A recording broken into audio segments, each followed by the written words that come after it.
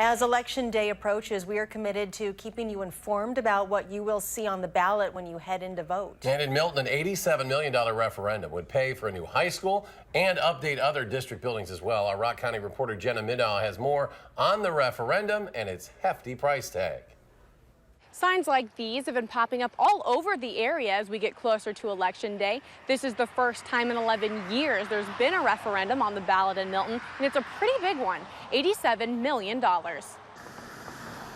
The School District of Milton is growing. This is our second year in a row where we've had a record enrollment. But the district says its buildings can't keep up. We haven't had a new high school in 50 years, so the high school has been added on, but there's overcrowding throughout the entire district. The $87 million capital referendum would address those needs by building a brand new high school complete with a gym and pool.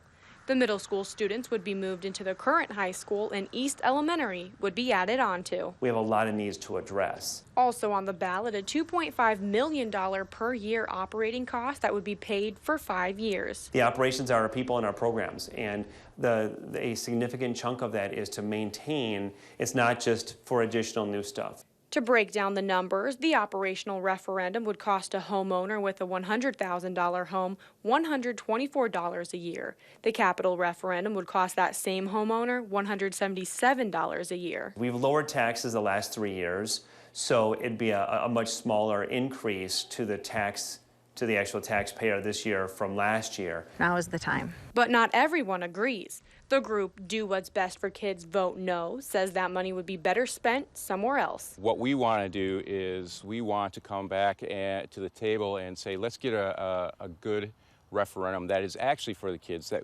can increase the educational programming and not $28 million for luxuries. Those who say no do agree that buildings in the district need to be upgraded eventually. There is no doubt, you can ask anybody in the community, and there is definitely no one that disagrees that our facilities need to be improved and something needs to be done.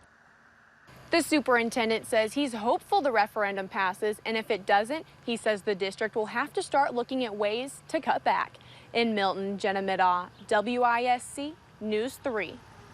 And in addition to the new high school, the referendum includes maintenance, safety, and security upgrades to the other buildings in the Milton School District.